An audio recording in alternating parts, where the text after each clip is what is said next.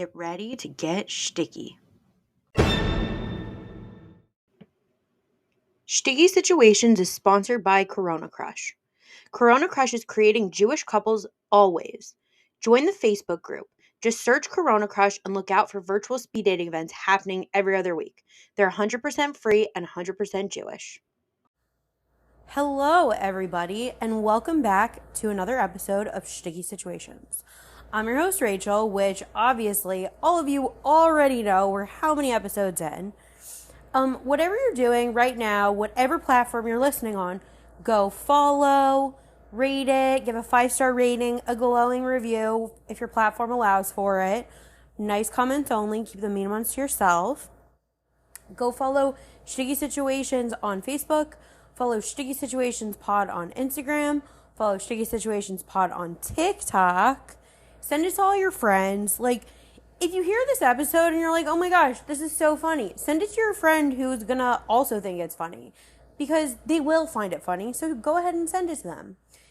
If you would like to come be a guest on my podcast, you can fill out the application in any of my Corona Crush posts. The link is also in my social medias, or if that doesn't work, you can either send a DM to Sticky Situations Pod on Instagram, or Sticky Situations Pod, or send an email to stickysituationspod@gmail.com. Same goes for if you would like to date any of my single guests. I'm trying to be shotgun here. I want to set this up, make it work. So just shoot me a DM or an email, and I'm going to try to make it happen for you. There are also applications for that, but if you can't find it, you know how to find me. Okay, everybody, let's get into it. Today I have an extra special guest.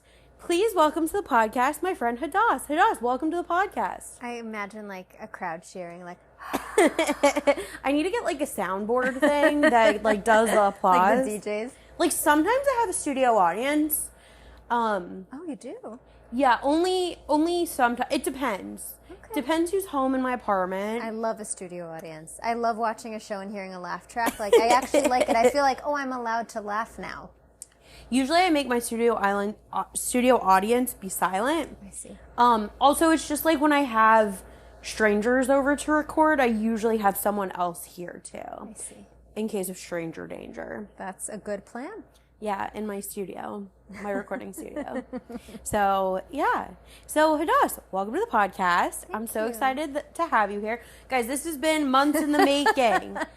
All of my friends kept telling me, you got to get Hadas on the podcast. You got to get Hadas on the podcast. That's so nice. So finally I reached out to Hadas, but of course I don't have it together to follow up. We're just both busy. So finally we're making this happen and I'm so excited.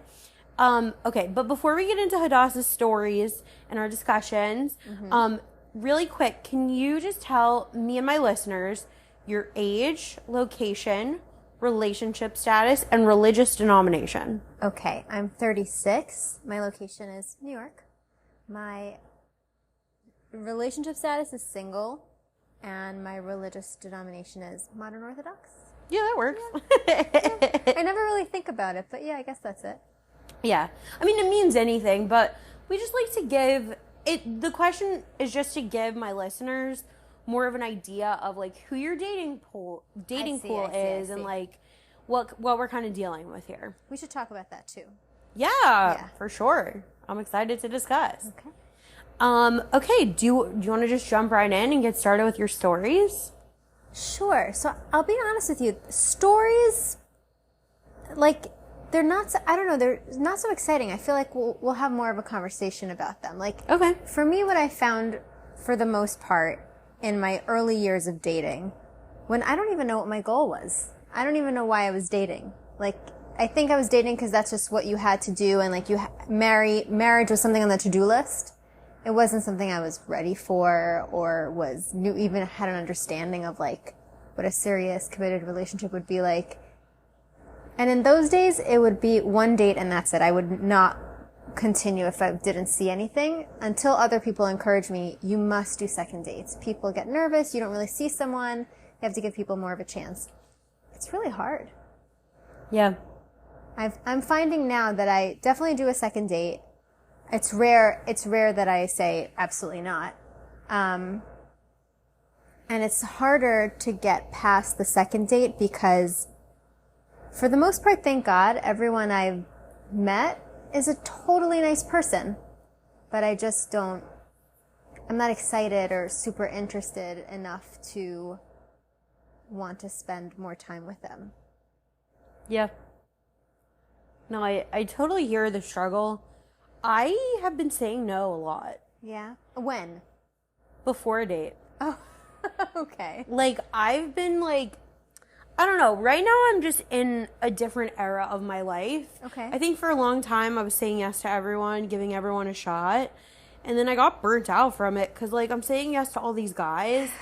And then eventually I stopped going on dates. I'm like, okay, we'll have a phone call first. Okay. And, like, most guys didn't make it past the screening call. So I'm like, why am I even wasting 20 minutes of my night, like, having the screening call?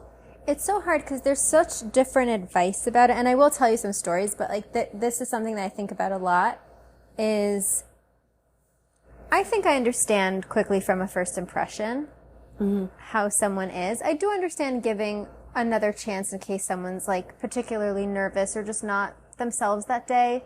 Yeah. We all have that.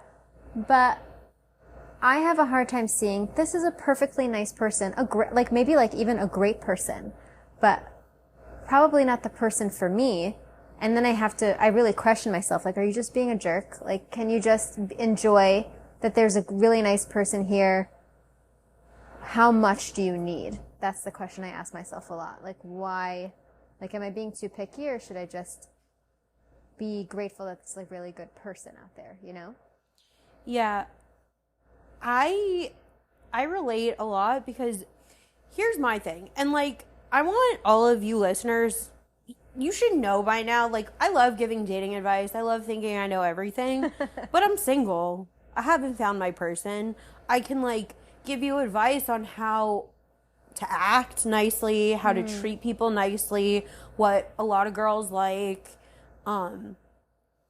just, like, how to be a good person on a date. Okay. Or how to, like, date. Right. But, like, I don't really have that kind of insight of, like, oh, what's the goal here? Like, why am I here? Why am I saying yes again to this person? Because, like, at the end of the day, like, I'm still single. Like, yeah, I've had a couple of really good relationships, and I've dated a few really nice guys, but I also haven't found that one yet. Right. So all I'm going off of is, like, what my friends tell me. And, like, I think I go back and forth on it because I do have different friends with different experiences. Okay. Like, I have friends who their husbands, like, really, like, grew on them.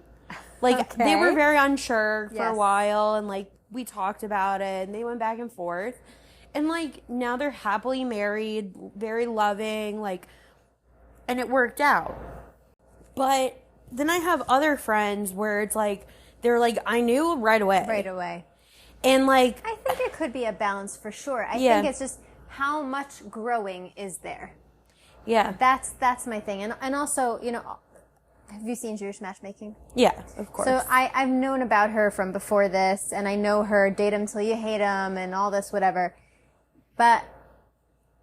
And so I think about that, like, and I have a friend, we probably have the same friend, who always says that you date in order to decide if you're going to go on the next date. It's not that you're getting married and buying a house and having 3 children, like, tomorrow. But that's hard for me to think about. It doesn't always feel like the next date is going to make much of a difference. Yeah. I agree with you. And, like, I don't know, because at some point it's like I want to give people a chance, but I also know that if they do something that annoys me, I'm not going to forget about it. And, like, if I already am starting to not like them, that really, like, flips a switch in my head. Yeah. I remember years ago my friends told me, Hadas, you should not dread going on a date with someone. And I'm like, I know, but it's so good on paper, and I feel like I should give it more of a chance. I'm like, but you're not into it, so stop. But it's really hard. It's hard for me to agree with myself. Yeah. No, I agree. So, some stories. This is actually funny. I'll tell this first one. someone who I think couldn't stand me, which was just hilarious to me, not in an arrogant way, just like, wow, I don't know what I did that was so upsetting to them. He was 10 years older than me. I was in my early 20s, maybe mid-20s. And we went out to eat, and towards the end of the meal, he was like, I have to go to the bathroom. And I was like, okay, I'll wait for you. He's like, no, why don't you go, and I'll text you or whatever. And I was like, oh, okay. Like, it was towards the end of the meal, so I left.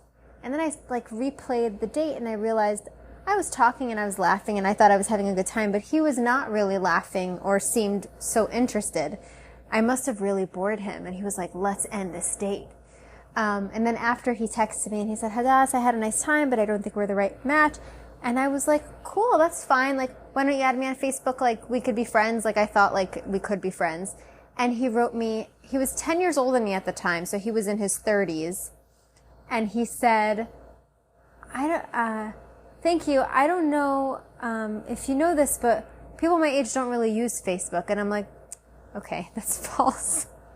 But, okay, like, probably not on the same wavelength, and it was all for the best, but it was just so funny that someone, like, was trying to get out of a date with me. Yeah. I've never experienced that since or before, but I laugh about it. It's just kind of funny, like, oh man, I really bored it. Like, I was so not his cup of tea. I really did not entertain him. Yeah, I mean, like, I feel like I've never had a guy be like, oh no, you can leave in the middle of the date. Like, I've told guys, like, when we leave somewhere, I'm like, no, you don't have to walk me home. I'll be okay. Yes. Because, like, I just want to leave. Yes. Or, like, being like, oh yeah, it's getting late, I want to go home. Yep. But I've never had a guy do that to me. I know. And I don't know. Now we know what it feels like, I guess. I've had guys end dates, like, or end things, but I've never, like, it's never been that. Also, my thing is, I'm not interested. The second he shows any sign of not being interested, my interest is gone. Like, I think I was so young and naive. Yeah. No, that makes sense. Yeah. As when I was younger, I probably did that too. Didn't read cues and stuff. Yeah. A lot of my dates, I feel like, were people, the ones who didn't get to a second date, were people who couldn't hold a conversation. And I felt like I was pulling teeth. That's really hard for me because I'm a talker and I enjoy talking, but I don't want a monologue. Like, I'm not a podcast you listen to. And even when I had a podcast, it was always conversational. Like, I love talking to people. I love hearing from people. I want to be interested. Yeah. So I remember one where the guy was painfully shy. And another one where he was also really painfully shy. We walked around the Bryant Park holiday market. Mm-hmm. He'd never been there.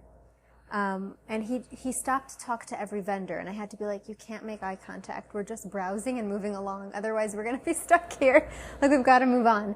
And towards the end, I was ready to finish. And I said, okay, well, I'm like, thank you or whatever. Like, I'm going to head home. And he's like, oh, I'm going that way too. And I'm like, oh, okay. I was like, all right, guess we're walking into the train. I hope we don't take the same train. And that worked out. But, yeah, that's been my experience for the most part. These kinds of just unsatisfying dates. Yeah. And I think it's harder, right? When you go on dates through apps or through setups and not when you organically met someone, mm-hmm. It's really hard to gel because you're in scrutiny mode. Yeah. I don't know. I guess I don't think I've ever gone out with someone who I met, like, really organically, just anywhere. Through a meal or like shul. No, they never like me. I might express interest in someone, but like, I stop though. Mm-hmm. Like, people like don't. Someone's like, I was talking to a friend the other day, and he was like, "What if someone catches your eye in shul or somewhere?" I'm like, "That's a thing. They don't." No one catches your eye, you're saying. It's not me being picky. It's me, like, I'm not looking for that. Like, oh, I can notice someone who's attractive. I can notice someone in shul who has a good chazan voice. I'm like, oh, yeah. Like, I could imagine him singing to me, but like, Okay. but I also, for me, it's not like that. Because I think maybe I've just been burned so many times, like, where I've liked a guy who hasn't liked me. And, like, I'm just done. Like, I just turned off that part of my, like, I can obviously notice someone who's attractive. I can obviously pick up if I have chemistry with someone. Yes. But I'm just done being like, oh my gosh. Unless he expresses interest. Right. Which they don't. So I'm like, okay, like, I'm not going to. Like, That's a whole other conversation. yeah. And I'm not saying, like, oh, I'm not expressing interest because he isn't. No, It's no. like one of the things I'm looking for now. Like, we all have our list of things. I want someone who's into me. Yeah. Like, that's on my list of things that I want. And initiative. And it should be Yeah. a given. Yes. Yeah, someone who's into me and initiative, and like, if like that's what attracts me to someone at first. I mean, it could also creep me out by someone if he's creepy. Well, that's the like- line, isn't it? Yeah. Someone you're interested in, it doesn't matter. They may never be creepy. And someone you're absolutely not interested in is always going to be creepy. Like, I just think, if we're being really absolutist about it, like, I think that's what it is. It's very interesting being part of any community of Jews, or probably not even Jews, like being part of any community, you meet so many people, and the line of friend or acquaintance is drawn so quickly that it's hard to turn into something romantic without stakes. Yeah. Like, my last relationship was certainly my most serious relationship, and it was a great relationship. It just ended because we weren't on the same page about next steps, and that we met through friends, and that was wonderful but also awful because when it ended it was really hard Yeah. for both of us. So yeah, there are stakes. Yeah. I mean, I've had friends set me up with people. Mm-hmm. I mean, nothing that's turned out well. But Isn't it funny what our friends think works for us? yeah, sometimes I get really offended by the guys my friends send me.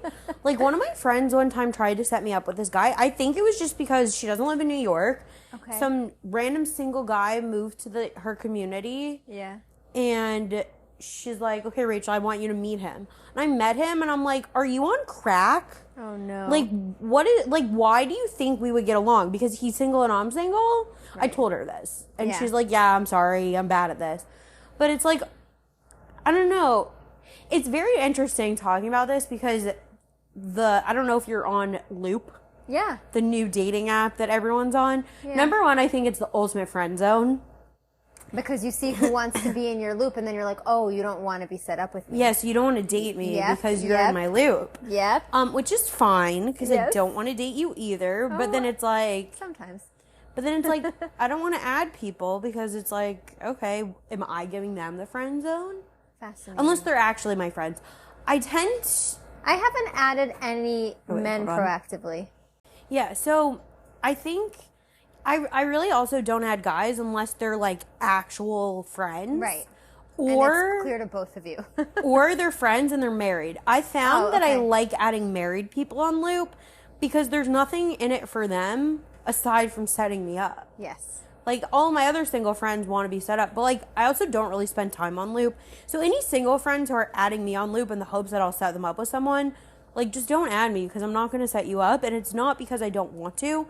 It's that I just don't have the time to go and look through it. Well, I think the positive part of it is that they could look through your thing and ask you for an intro. And then you don't even have to do anything. Like, you could just be like, cool, yes. But also, I've heard from my friends who do a lot of the setting up, like mostly my married friends, these people don't answer. Right. So, like, if you're interested in someone who I'm friends with, just text me. And fair. I'm good at harassing people. I harass people And for a that's living to what come on this works. podcast. So, like, I can harass people to date you also. So, like, I think don't that's know. how you make a shidduch, actually. That's in the Harassing Bible. people? Right, yeah, that's how it works. yeah. Now we know. Yeah. Secrets. I'm good at harassing people. I haven't gotten people to go out yet, but, like, I'm trying. Okay. I'm really trying. Maybe we could try different methods and experiment and see what works best. Yeah. Like I just subliminal messaging. Yeah. Or people would just listen to me. Subscribing them to like a newsletter just about that person. Yeah. Sending them postcards. Sending them spam texts. Yes. Date this person. Date this person. Right. You said something. Loop, matchmaking, setups, meeting people through other people. Yeah, I think that's my dream. Oh, but also, there are certain people in the community where I live that I totally have a crush on from afar. And that's fun for me. Because I know that, like, we're not interested in... Well, not really. Like, we would not be a good match. I could tell. Mm-hmm. But it's just fun to have someone to crush on. Yeah, I have that too. Like, I have at least one guy that I'm like, oh yeah, I'm obsessed with him from afar. Yeah. But, like, it's not... I tried to date him. Yeah. I mean, I tried to make it happen. He's not interested, and that's okay. Yes. Similar, I had a similar situation. But then I also realized, this is the thing about me. You were saying we're both busy. This is my biggest challenge with dating, is that maybe I'll match with someone, which is always rare, right? Like, when you actually match with someone and you message each other, that is the rarest. And my life is very full. And that's on purpose. I want to make my dreams come true. And there's a lot that I can do for that. So I have all these different hobbies or activities that I do. And they fill up my schedule in a great way. And if someone wants to join my life, in the beginning, my schedule kind of comes first. And as soon as we're a little more serious, they either join me or I make more time for them. Yeah. That's the hardest part for me, is that my life is full. And so this person that I was into just seemed like a very apprehensive, like a little too shy and a little lower energy. That sometimes that could be like a great balance, but seemed way too far ends of the spectrum for us ever to make sense, but totally fun to flirt with through texting and just see and enjoy looking at. That's fine. That's the extent of that. Yeah. I want to go back to what you were saying about, like, your life is full. Yeah. So I have that too. I mean, there definitely are days that I come home from work and I lay on the couch and I watch TV. Yeah. But, like, that's needed. Absolutely. I mean, my job is pretty demanding. I have this podcast. I have friends. I have other things going on. So, like, for me, that's, like, one of my biggest turnoffs in a guy. Is what? Is when he can't respect that. Interesting. And I've just found it more and more recently that, like, these guys, I've gotten set up with 2 guys. This has happened twice so far. Okay. And I just see a clear disrespect of my time. What? How do you see it? So I think I told this story in the previous episode, but I got set up with this guy and he was traveling. So we scheduled a date for like over a week in advance because that's when he was coming back. He's like, I really want to meet you. We spoke on the phone. Okay. He's like, I really want to meet you. Can I take you out this day? And, like, it was going to be a time that my work schedule was a little bit, like, it happens. It happens every couple months where I have a few weeks where I can't commit to plans after work. Okay. I can't, because I might get out of work at 6. I might get out of work at 7. I might get out of work at 9. I might get out of work later. Like, I don't know, and I won't know until I leave. Right. So I can't put that stress and pressure on myself of leaving, because it's also not the thing. It's like, oh, can I leave early tonight? Like, no, it's all hands on deck until, like, we're done, until the work is done. Yeah. So, and I had told him that, I'm like, I'm just letting you know, like, my July right now is busy. Probably for the next 2 weeks, it's busy. So we made a plan. We were supposed to meet on the 4th of July. He's like, are you doing stuff on the 4th of July? Like, are you going away or anything? I'm like, no, I'm not going away because I didn't have Monday off. It was just going to be like a regular day for me. I had some plans with friends for the afternoon and the evening. Yeah. But I was like, I could meet you like for coffee. Like, okay. Like in the late morning or something. And he's like, okay, let's do brunch. And he made this plan. He asked about the 4th of July. And, like, that was one of my only days off this summer happens to be one of the busiest summers of my life. Yeah. Like, between my July busy at work, August I'm moving, and I have a bunch of weddings, and I just have a lot that goes with all of that. Right. And June was also pretty busy. I don't remember what it was busy with, but, like, it was busy with stuff. So, like, this is a pretty busy summer, and when I have a day off, it's not taken for granted. No. So, he canceled on me, like, late the night before. After, and mind you, like, we made these plans over a week in advance. So, at that point, like, I did have plans for the evening, but my friends were now getting it together to, like, make plans for the rest of the day. And I turned down several opportunities for plans with friends because, like, okay, I already committed to this. And this guy, like, he texted me. He's like, I'm going to have to cancel. Like, he, like, had come back from traveling and was starting something with work. And he's like, I didn't finish all my errands on Monday, so I'm going to have to cancel for Tuesday. And I'm like, he's like, when else are you free this week? And I'm like, I'm not. Right. I told you this. I'm busy at work. And, like, here's the thing. If it had been like, oh my gosh, like, someone's in the hospital, or, like, God forbid, like, some other type of thing where it's like, you really, like, it's an emergency and you have to cancel, that's fine. I'm pretty understanding. But you're telling me that you can't make time in your life once you, I set aside this time for you, that you can't take a half an hour. He could have, like, texted me and been like, hey, I have more to do on Tuesday than anticipated. Could we do coffee instead of brunch? Yeah, the original plan. Like, that's fine. Right. It seems like in this case, though, both of you were super busy. Yeah, but it's also like, you're canceling on me last minute. He didn't apologize. He just kind of expected that I would fit him into my schedule. I see. During the week. And I'm like, no, you couldn't take a little bit of time to go with our original plan that you had asked for. So why should I have to then sacrifice something else? Like, my thing is, I'm very willing to make time, but the second I see a disrespect of my time, I then don't want to give up my time. Yeah. And, like, And that's a first date? Yeah, that was for a first date. Yeah. It's hard. Yeah, and I don't know, it's a recurring thing, it seems, in my life. Like, I guess it just comes with being busy.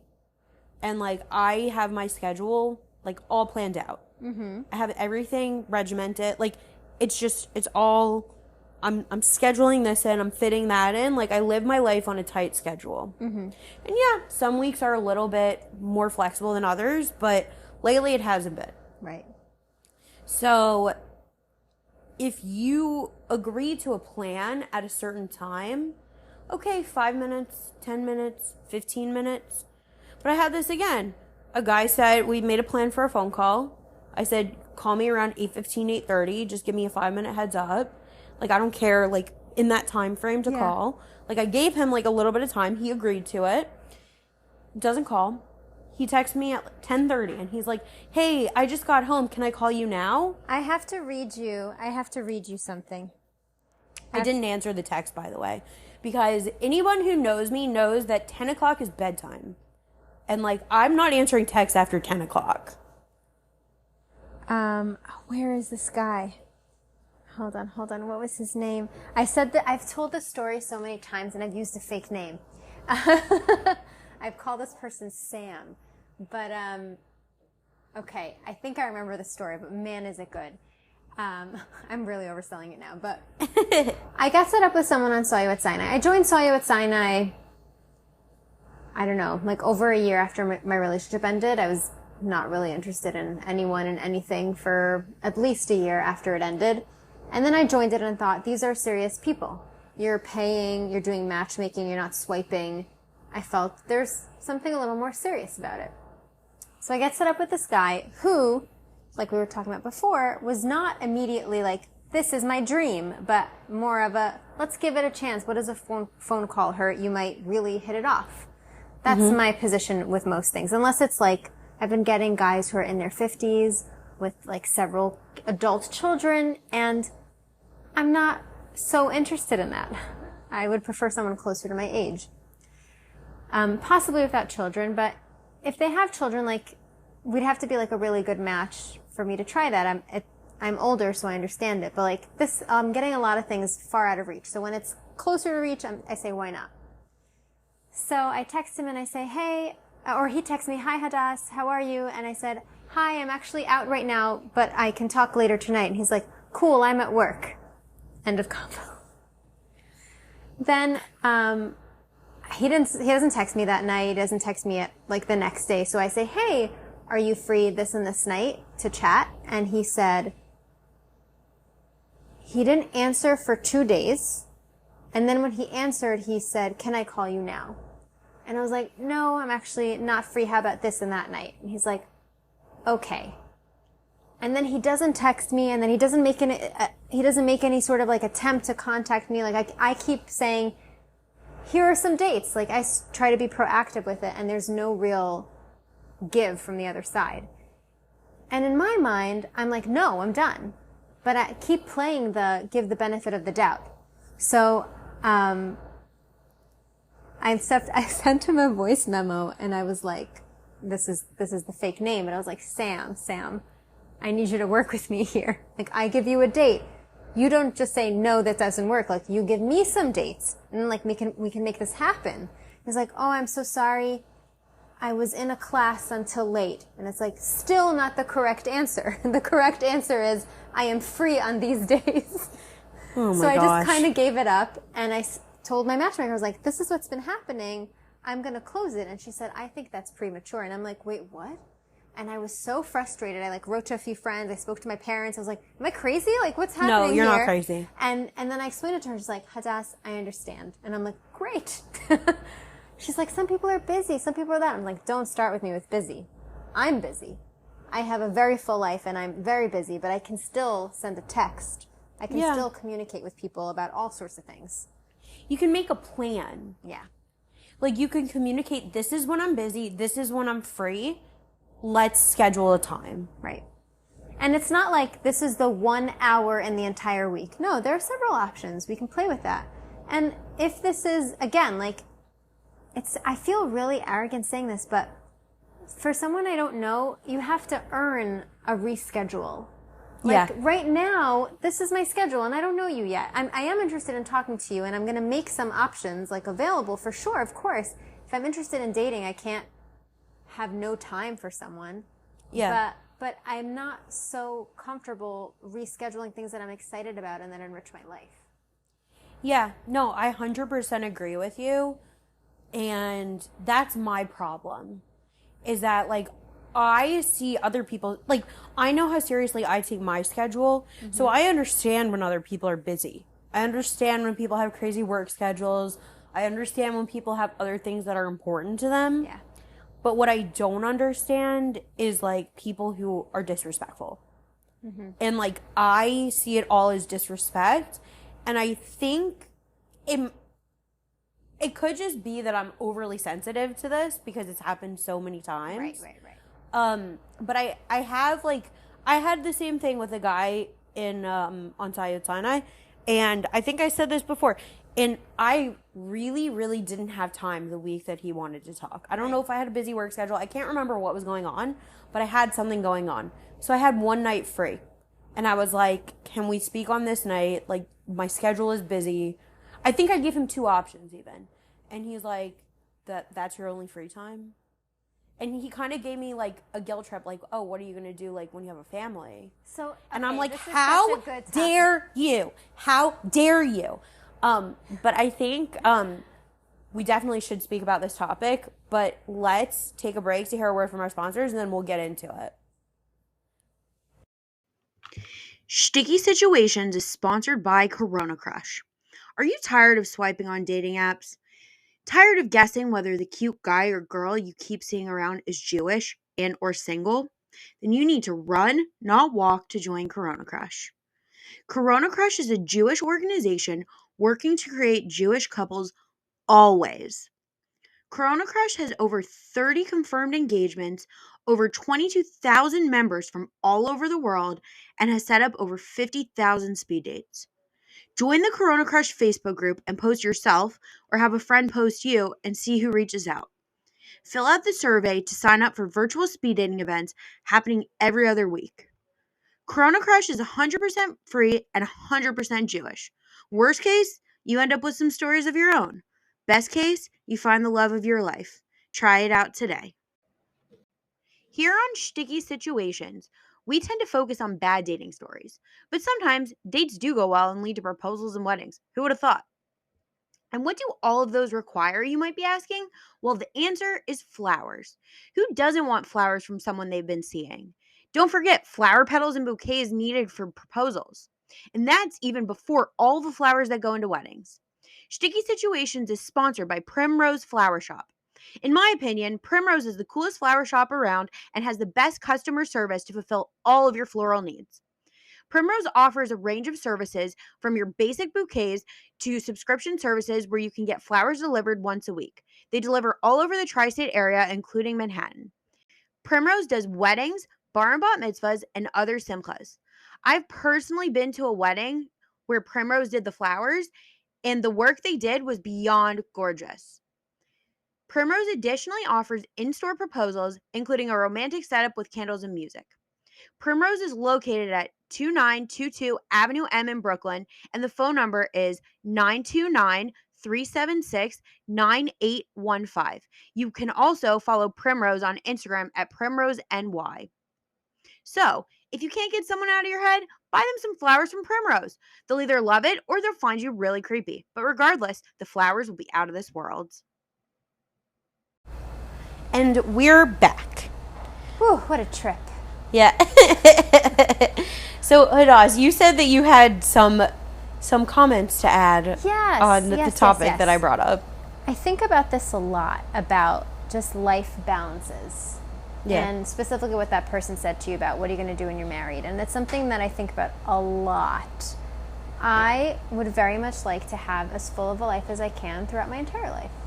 And I would involve my children and my spouse in that for sure. Of course, they're not always going to like all my hobbies, and I'm not going to like theirs. But there's got to be a balance. There's got to be an ability to be your own person. For me, I understand other people being a little defensive hearing that anyone doesn't have time for them. Even though it's not you saying, I don't have time for you, sometimes people could hear that, right? Like imagine even if it's friends, right? You made a new friend or you have a friend and they just don't have time for you. It feels personal, even though it probably isn't. It might be. So whenever I'm dating someone new and I'm like, I promise you this isn't you. I promise you this is my schedule in general. Here are the slots that I'm like available and I really want to make this work. But the other days I'm not. And I share with them like Tuesdays is choir. At that time, Wednesday was band practice.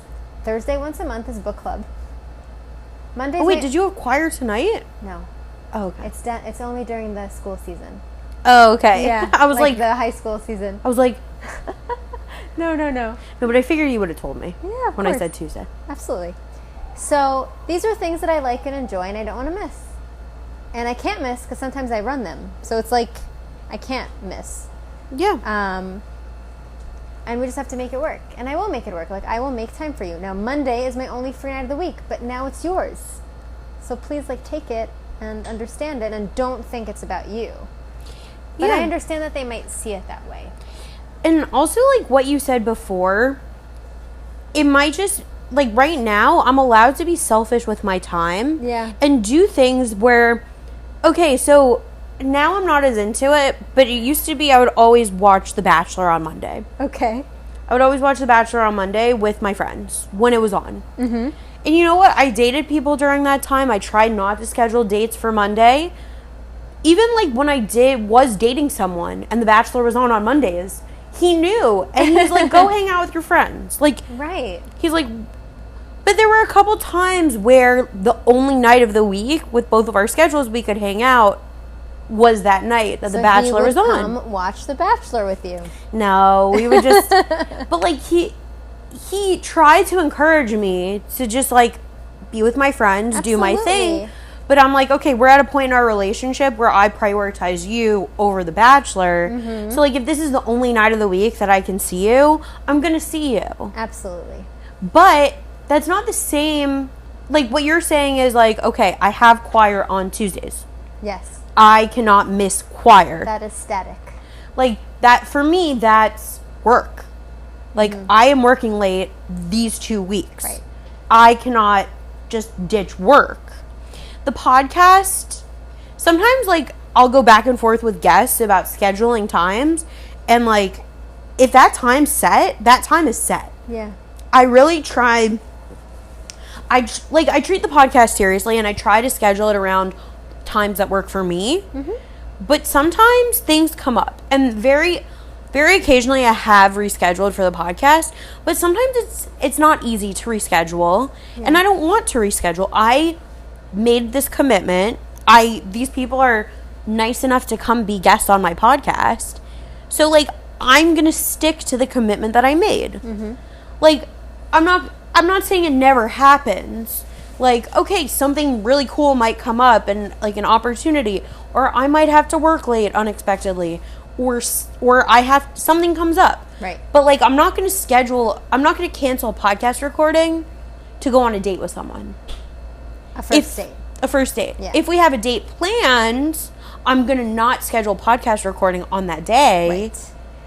Right. But, like, I'm not about to ditch all of my other responsibilities. Yeah. Like, it's a little bit more flexible, and timing is a little bit more flexible, but it's also, like, this is what I do, and this is what's important to me. You know what I heard? I don't remember where I heard it, but someone religious mentioned putting something in your room or making space in your room that is for your future spouse. To, like, start recognizing that you have to make space for someone else, and the action that you do for that is literally a physical space. Yeah, so I can't do that. We live in New York City. Like, I'm sorry, I don't have space for a future spouse, because right now in my apartment, because you know what? If I have a future spouse, we're going to have 2 incomes where we get a bigger apartment. So, like, I'm not leaving a space. Like, I have limited space as it is. So the idea that this person had was, like, on your nightstand where you usually put your lotion, remove that lotion. Like, that spot Why? is now for just, like, a kind of, action thought. And do you do that? I haven't done it yet, but I feel like I should. I'm not going to. I don't like that know. idea. Like, in theory, it's nice, but it's also, like, does that mean that my life isn't full without someone? Oh, that's an interesting point of view. I don't think it's that. I think it's more, you just have to, what's the word? You have to do some Tetris, like life Tetris, and make sure there's space for that extra piece. Yeah, and I think when the time comes, I'm going to make the space for that extra piece. But right now, Right. I don't need empty spaces in my life. That's so funny because I'm also a very scheduled person. 2 weeks ago, I read my schedule to my friend. She was like, "Wow, that's so much." And I said, "But this is what I like. Like, I love having a packed schedule with all the things that I love doing." I did one day was work. I left work early to take a sewing class. After the sewing class, I went to a singing circle. In between the sewing class and the singing circle, I might have been in a support group. I have a sick family member, so there's like a support group for that. And I wanted to do it. It would have been my first one. And even though I had 3 other activities that day, I was like, this is totally worth it. If I can fit it in, I would really benefit from it, and I would do it. And I wouldn't feel drained. I wouldn't. I would feel fulfilled. I am energized by doing a lot. Mm-hmm. But I do try to leave gaps in the schedule, because for me, for work, I work in Broadway, and we get a lot of free tickets. And you can't choose whatever date you want. They tell you what dates. So whatever they have, you have to make fit in your schedule. So I always leave like a Monday and Thursday as open as I can, because I know we'll probably get like offers here and there, and it would be nice to have that. Or some random kind of plan would pop up, like someone wants to come watch a movie or a date or whatever it is, I try to leave spaces, or just a day for me to do nothing, like cook and eat and watch TV and do nothing. Yeah. I'm trying more and more to be a little more flexible while still doing the things I love. But I also have a hard time. Let's say 1 week I had no plans after work, and it was nice. But if I would have had 2 weeks in a row like that, I would be a little antsy, very antsy. Yeah, and I hear that. I think when I was working from home, that was my mentality as well. I find that I get more and more drained now because I go into the office every day. Oh, interesting. So and I'm a very social person. Yeah, I was going to say, do you think you're like a secret introvert? No, I think I'm just tired. Energy, you're just tired. I think I get worn out really easily. I think it's a byproduct of COVID, like just you're not used to it anymore. Yeah, and I mean it's been a while. I mean, it really hasn't been that long. I've only been going into the office every day for about 6 months. Okay. So like, but it's been a long time since you've done that. Yeah, it was about 3 years. No, I think that's a huge change. When we came back from COVID real early, because our CEO wanted us to repopulate Times Square, literally.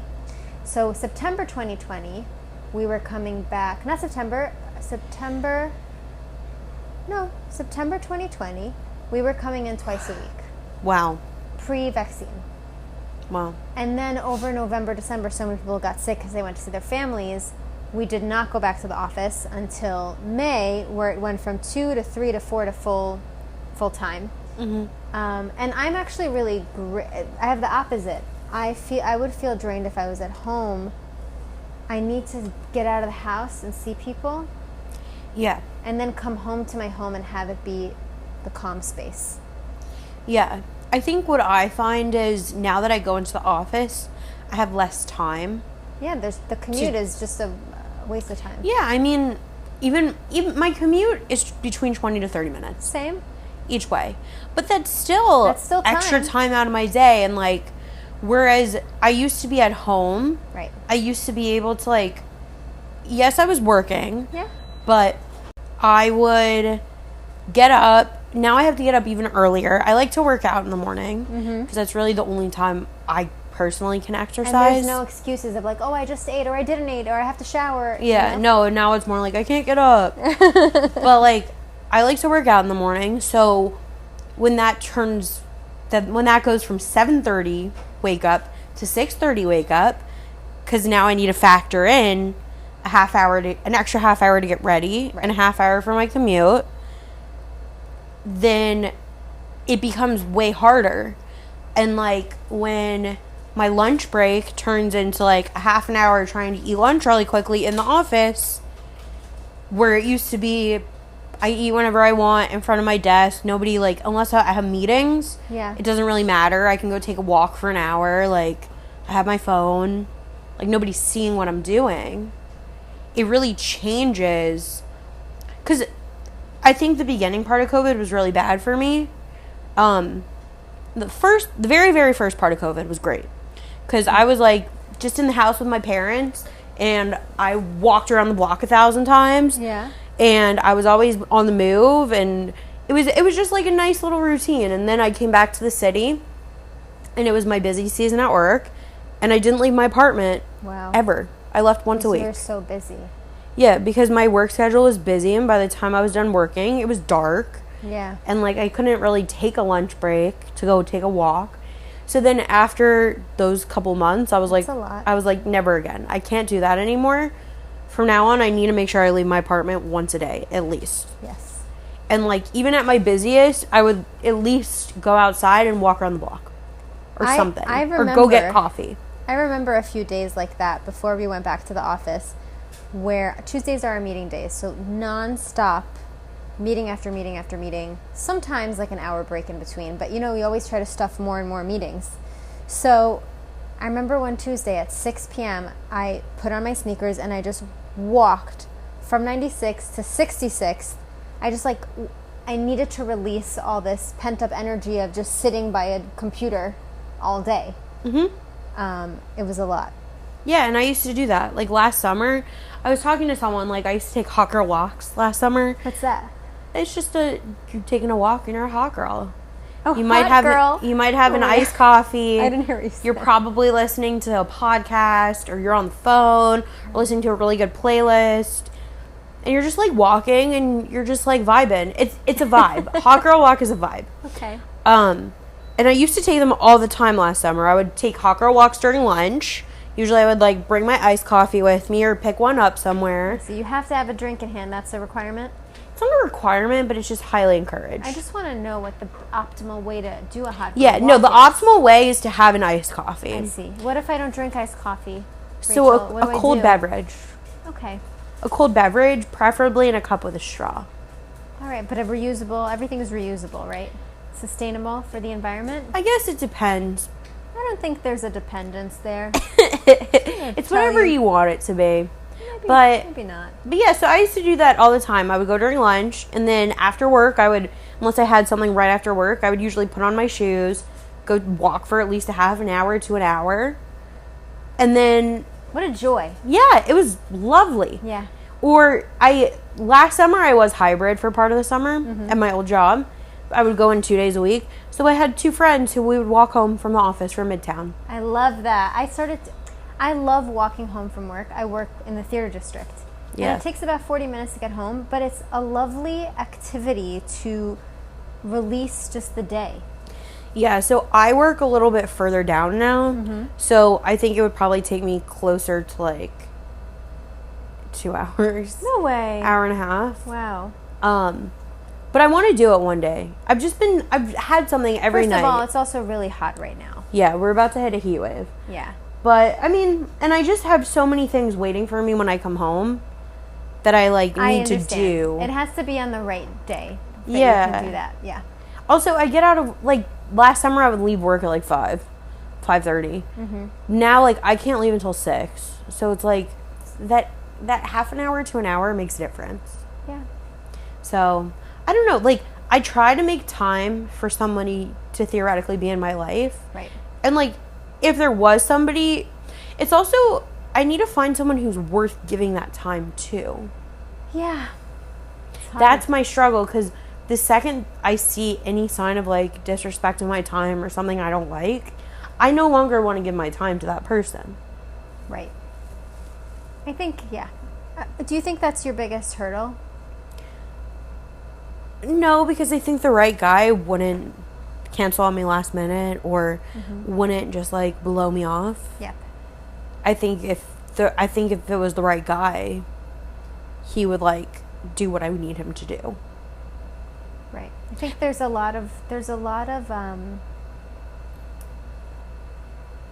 much to build up sometimes to get there, you know? Sometimes it's innate. People are confident, secure, respectful, and sometimes they need to be reminded a little bit.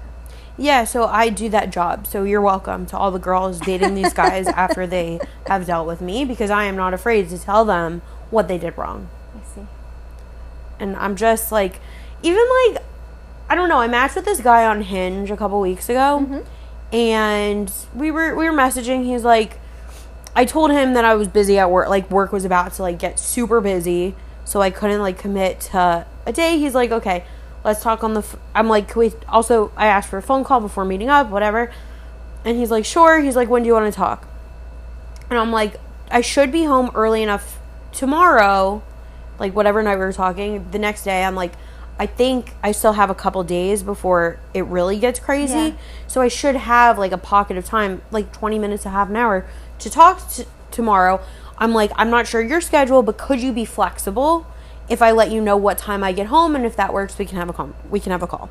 Yeah. And he's like, yeah, for sure, just let me know. Cool. So he was texting me throughout the day, like a little bit in the afternoon, and he's like, are you still he's like, do you still want to talk later? And I'm like, yeah, hopefully I won't get home so late, but I'll let you know when I leave work, and we can go from there. He's like, perfect.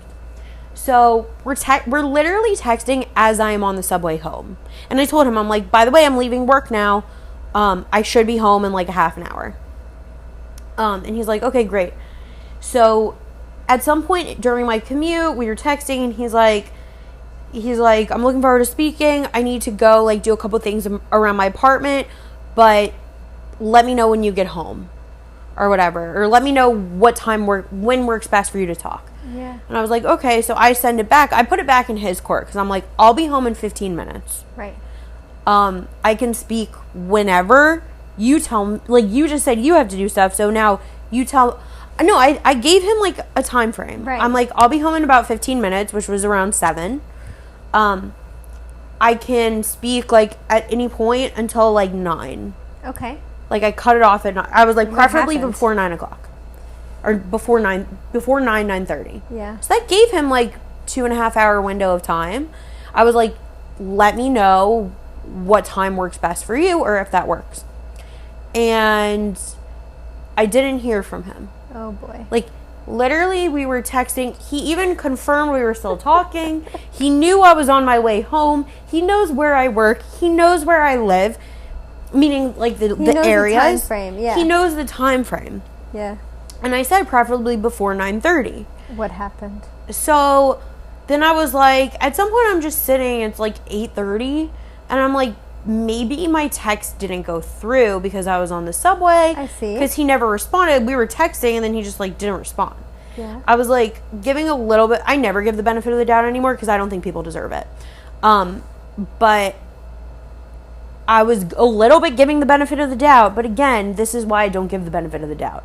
I was like, okay, maybe my text didn't go through, or maybe he responded and it didn't come through. Because that happens to me all the time because my phone, like...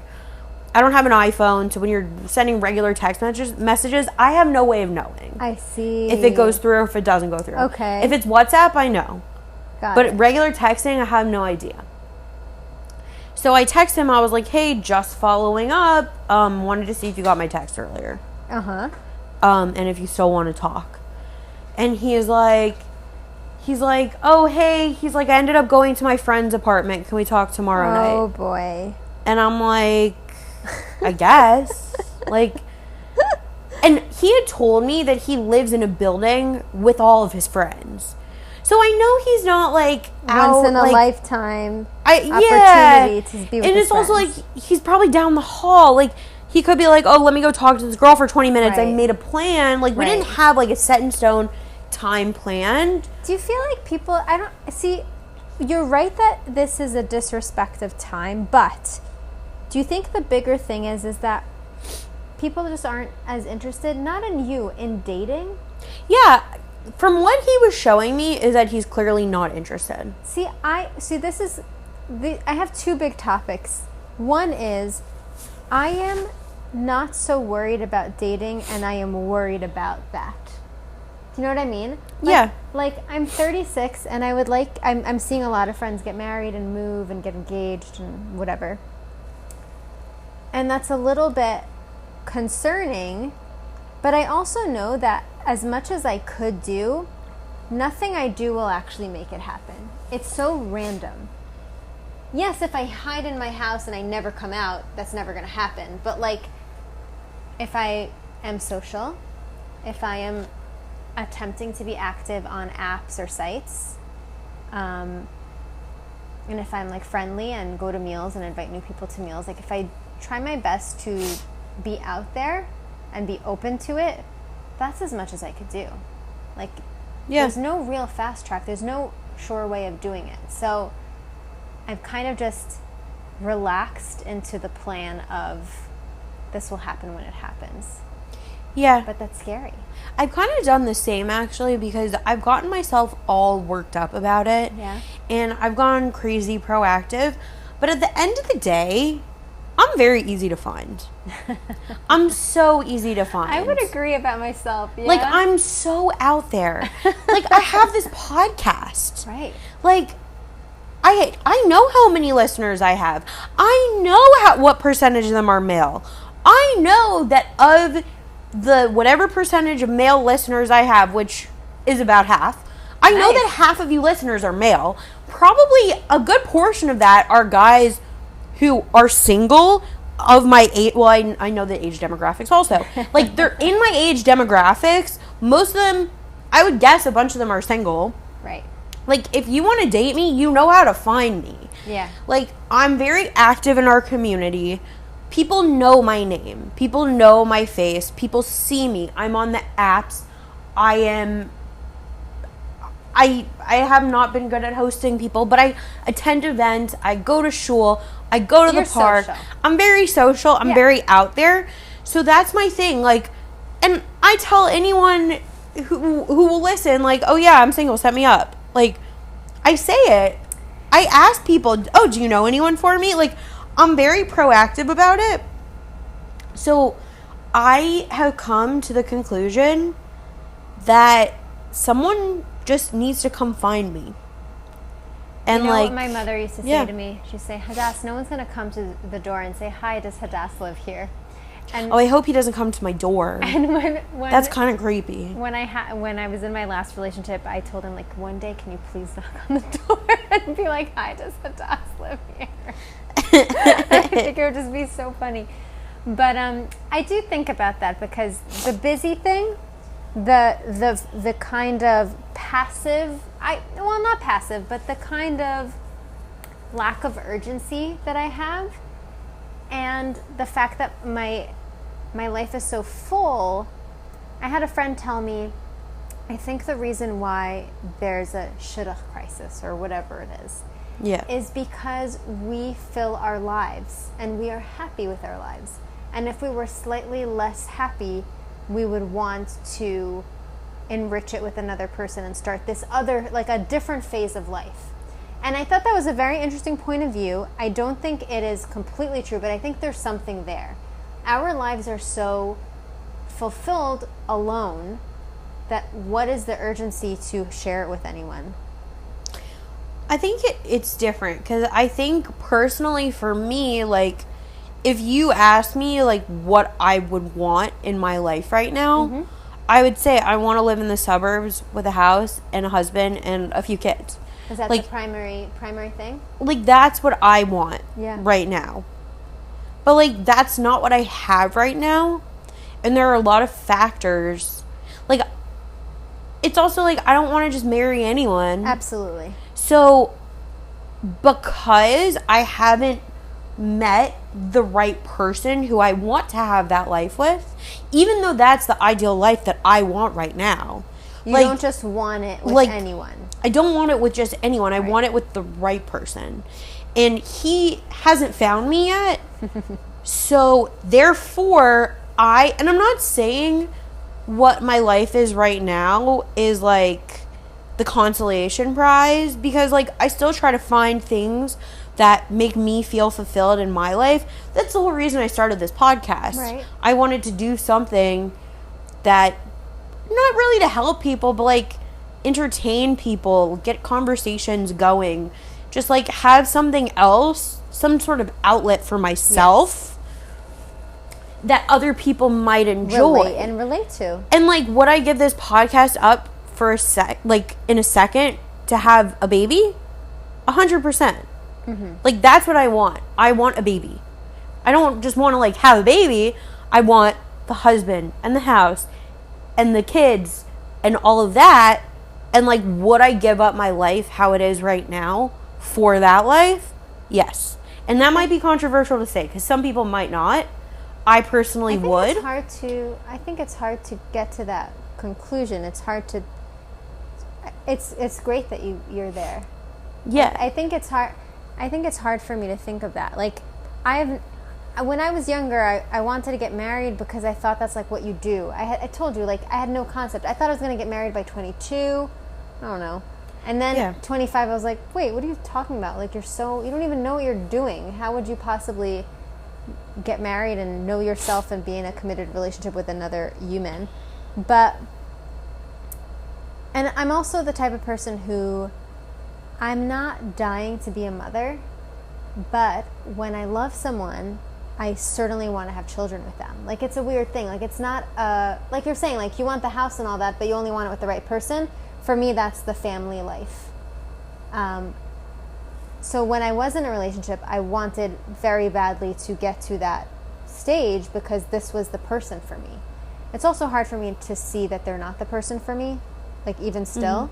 Not that I am waiting or pining. It's just, this is my favorite person, and I had the best time with them, and what my life was enriched. Like you know how you can have joyful moments in your life, and then you can also be happy. I feel like I was also happy at that time. So when something like that comes along again, that's when I want to get married, and that's where the desire to have children comes. Right now, it's more, how can I continue to improve myself and do things in my life that enrich my life? And hopefully that person comes along and we fulfill new things that I just can't do by myself. I could, but I don't want to. I don't want to have a kid by myself. Yeah, I don't either. I don't want to live in a house by myself. Me neither. Not to say that we can afford all of that, but even if we could, I just don't think I want that. I could buy a house. Very nice. I mean, in not Kentucky. Have you seen cheap old houses on Instagram? No, I should look. You'll look at that and you'll be like, I could buy that right now. I mean, now is a really bad market to buy a house because of the interest rates. But, like, what I'm saying is, like, I could buy a house if I wanted to, but I don't know where I want to live. I don't know where I want to buy the house. Fascinating. Also, I don't want to take care of a house by myself. Nope. Like, even if I were to, like, give up on this, like, whatever life I'm living right now and go move somewhere quieter and get, like, buy a place instead of rent, I don't see it being a full-size house. I see it probably being, like, some sort of condo, maybe a townhouse. Like, I can't take care of a whole house by myself. I believe in you. I don't want to, though. Do you I feel want a like tool belt and some tools? You can do it. I've also been watching a lot of true crime, or not watching. I've been listening to a lot of true crime at work lately. We've just been really busy at work, and I'm like, I just need to listen to something that will, like, stimulate your white noise, like, during the tedious like something tasks. really interesting during this tedious stuff. I see. So I've been listening to true crime podcasts, and, like, I'm a scaredy cat. I'm afraid of everything. Are you? I can't so, see like, that. You're so tough. Oh yeah, no, I'm not afraid of people except for the ones who are gonna murder me. No, I'm can tough. you tell? Yeah, you can't. Right. And, like, just a woman in a house by herself, somewhere remote, like, that's just asking for someone to come in and murder you. Do you know what? I think people should be scared of the women who live on their own. They should. You don't know what they're doing in there. They could be witches. Yeah, or they could be serial killers. Exactly. Like, I don't know. I listen to a lot of true crime. I scare myself at night. I've got to, like, stop. Like, it's so interesting. Like, I find everything else that I'm listening to boring. And I'm like, I just need to listen to more true crime. I need to know who else got murdered. Self-care. And yeah, but then at night when I'm going to sleep, I'm like, Are what you if? scared? Yeah. Oh my gosh. I'm very afraid. Do you use Citizen? No, Because I don't it would want scare to. you? It would scare me too much. Can I just tell you, I find it so funny. When I see an alert that says shots fired, all I'm thinking is like, shots fired, what? Oh my gosh. No, I just find it scary. It doesn't scare me. It makes me laugh. They have the weirdest headlines. 2 brothers fighting. Why do we need to know they're brothers? Like, why is that important bit of information? Heated dispute in yoga studio. It's my favorite. My top favorite is man steals woman's wallet, throws it in the trash, runs away. What the heck? Also, like, New York City, in some ways I feel safer in New York City because all these true crime stories that I've been listening to are in really quiet, distant, suburban, yeah, I don't middle I don't of like nowhere. The suburbs. They scare me. It's too quiet. No one can hear you scream. I mean, no like, one's paying there's attention.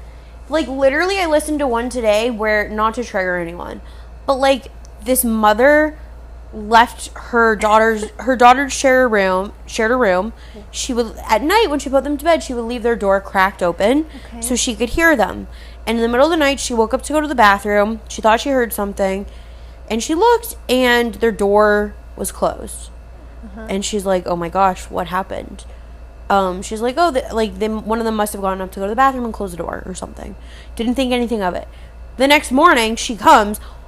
The window was broken into, and one of her daughters was kidnapped. Oh, wow. Because they live on the first floor. I'm like, oh my God, thank God. I live in an apartment building, not on the first floor. And I'm like, but wait, what about when I have a house one day?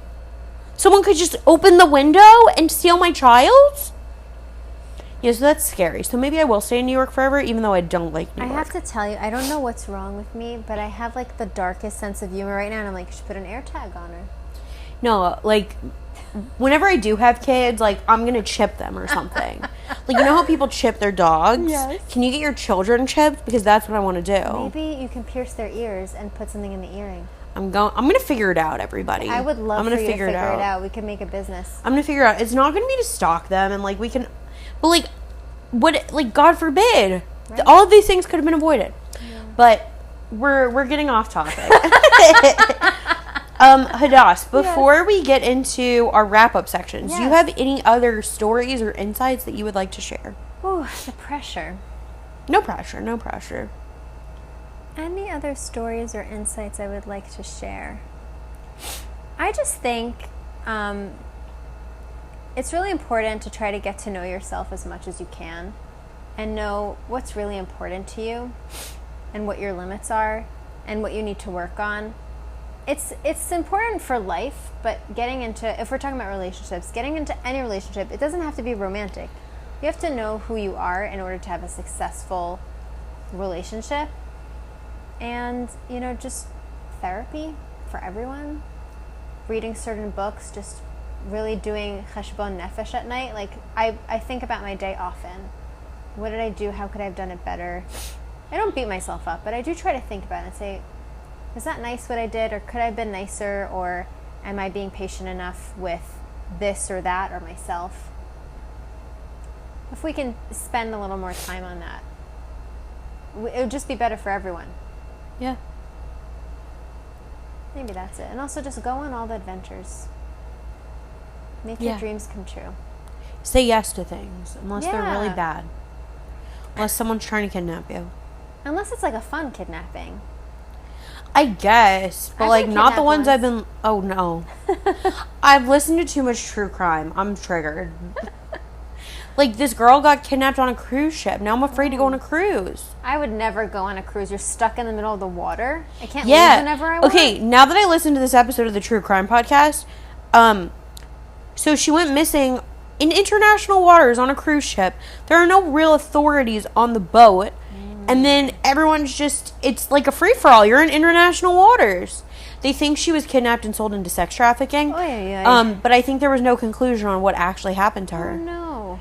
Yeah, that's what I also don't like, because these aren't fiction. It's true crime. Right. So some of these crimes are unsolved. You can't suspend your disbelief like a horror movie. Yeah, some of these crimes are unsolved. Okay, maybe you need to switch what you're listening to. Yeah, I don't know why. Like an audiobook. Maybe a mystery audiobook where it is wrapped up at the end. Yeah, I don't know. I'm definitely scaring myself, but I need to get it all out of my system. Okay. So I'm done with it. Are you the type of person who likes to think of worst case scenario, and once you're familiar with it, it's no longer scary? That's what I do. Yeah, I think of the worst case scenario, but I still get scared. Okay. I'm just a natural realist, borderline pessimist. So I always think of the worst thing that could happen. And then hope that it doesn't happen. Right. But like, in preparing myself for it to happen. Do you also kind of want certain bad things to happen so you could get it over with? Like, I want to be stung by a bee so I'm no longer scared. I feel like that's fine. Like, I'm not afraid of a bee. No, but like little things, like I want a bird to poop on me, so I could be like, okay, I've experienced it. Like, let's move on. That stuff has already happened to me. Yeah. I'm more talking about like getting kidnapped and murdered. We should try it maybe, and then see if you like it. No. Just be more open, Rachel. No, I don't want to get kidnapped and murdered. Give the benefit of the doubt. Yeah, no. Okay, that was my advice. Oh, that was your piece of advice? That was my words of wisdom for this episode. Is try getting kidnapped. And murder, just a little. Just a little bit. Okay, so I guess with that, we'll move on to your real piece of advice. Oh, no. That wasn't it? What, get kidnapped and murdered? No, the bits about adventures and knowing yourself. Oh, yeah, no, that's a good piece of advice. Okay, thank you. Okay, and then last but certainly not least, Hadas, yes. What is your Real Housewife tagline? I have too many dreams for one lifetime. I like that. My friend said that to me once, and it stuck with me. I was like, that's so true. That is who I am. And I hope you can make as many of your dreams come true in this lifetime. Thank you. Amen. Amen, Sela. Amen. Well, Hadas, this has been really great. Thank you so much for coming on. Thanks for having me. Of course. This is really shticky. I feel like we talked a lot about like some more serious topics, but yeah, we went all over the place, which is how we are, I think. Yeah. And guys, just remember, if I can leave you with one tip of advice, it's not even about dating. Lock your doors and be aware of your surroundings. Because, I don't know, maybe listen to 1 or 2 episodes of a true crime podcast and it will scare you into it. So, lock your doors, be aware of your surroundings. Cool. Yeah. Okay. Sticky Situation Nation, you'll catch me next time. Bye, everybody. Bye.